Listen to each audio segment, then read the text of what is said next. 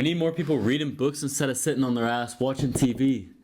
Aaron Rodgers. It's the Subtle Art of Not Giving a Fuck.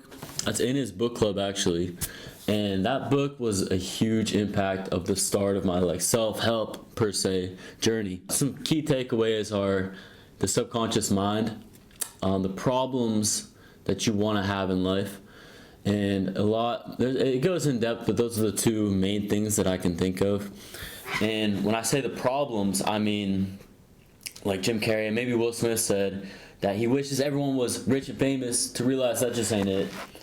And that meaning that everyone has problems. You're not gonna avoid the suffering. So you basically want to set your life up to have the problems that you'd like to have, because there's no perfect life, perfect balance of no problems. So I didn't know about the subconscious mind, which is your brain, like how you live on autopilot. Let's say you're driving and you don't really remember the drive home. That is your mind was elsewhere thinking about what you said earlier, what you got to do tomorrow, what's for dinner. That's autopilot. And if you can change how your autopilot is, to give you a nice little general idea of how to do it, it's when your brain's in theta state, and you could Google when that is. It's pretty much the first 15 minutes when you wake up. So what you do in that first 15 minutes is huge. You could wake up and you could do left-handed brushing your teeth if you're right-handed, because that is something that rewires your brain because it's something new. It's getting more neuroplasticity on top of being in theta state. And then you can do affirmations. You could wake up, and if you're, I don't know, someone that likes the color blue, but you want to like the color green, you could just look at green and say you love green and feel green. Anything you want to change in your life, that is your subconscious, and that's in this book. Huge game changer. That's a good intro book. And speaking of books, that Conversations with God book is a huge, by far the biggest impacted thing that in my life. And I've tried to read the Bible here and there. I've tried to read a lot of different spiritual books and audiobooks and things like that. And I just find it resonates with me a lot. It's very deep. So I wouldn't recommend that right out the gate. And I really wouldn't recommend, side note, 48 Laws of Power. That's kind of manipulation. I'm not really into that. Anyway, staying back on track, the Conversations with God, a few takeaways. Is a lot in there. It's a very deep book. It's kind of like reality transurfing, but it's not that deep. It's just more general, everything you can think of with life, kind of what I'm into. Anyways, key takeaways would be that everything you do stems from either fear or love. Am I doing this video because I fear that I won't reach my dreams of not ever putting myself out there, or do I love to do these videos? You know what I mean? Do I fear that I'm gonna be tired if I don't drink this energy drink, or do I love putting that into my body? You know what I mean? Everything, not to take it super serious, but it really all comes down to solving your problems is just by living with love. Jesus preached on that, and so that's just been a big impact in my life. That is, I would just recommend the audiobook because there's just so much to it, and you don't have to live by everything in it.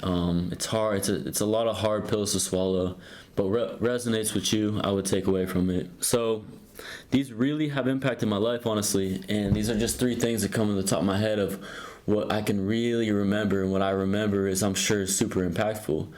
And another thing is addiction. So it runs in my family, but I have never been addicted to, let's say, drugs or alcohol, or I've vaped, but I've always been able to quit. The phone, though, I don't know if that's the one thing, my one vice that I've become addicted to. I don't know why it's such a problem, but it's 5 years running. Probably earlier than that, but I can remember noticing it as a problem in 2020, and it's 2025, 5 years running of, it's normal, everyone uses their phone. And it got to a point where I'm just essentially, it's hard to notice, but anxious all day. My days are flying by, and I'm just never having free time. I'm always so busy. And I'm oh yeah, I'm entrepreneurial, I like to do things, but realistically, I'm just on my phone too much. And I've realized that from coming off. And this cat's video, honestly, was what did it for me. I'm not sure why. And I'll link him. I don't remember his name. It's a YouTuber. I'm not sure why, because I've tried everything in the book. App blocking, apps, the screen time, the putting my phone like elsewhere, but it's then just having the willpower to actually do it. I've had the flip phone, I've done a lot of different things. And for some reason, this cat's video is what did it for me. I just made my smartphone a dumb phone. And life without it is honestly just like for instance, yesterday was a super long day. It wasn't Sunday, I was off work, but prior to that being on my phone, half the day would be on my phone, at least half the day. And then I'm rushing to do everything, and I don't get everything done, and then I'm pissed, and then I'm pissed because my Sunday was quick, and then oh man, I'm working all weekdays, and then Sunday I just wasted it.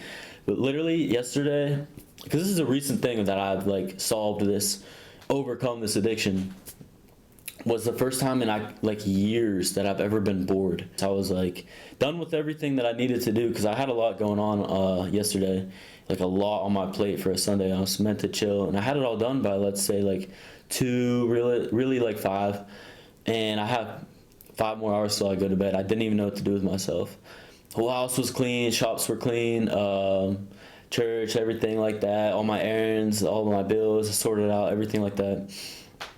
Huge takeaway: life is just longer. So if you want to get more life out of life, if that makes sense, like if you can remember a time that you really like had a good time, like on vacation, or you went on a date with so and so, or you went to the fair in high school, and you remember like those vivid moments.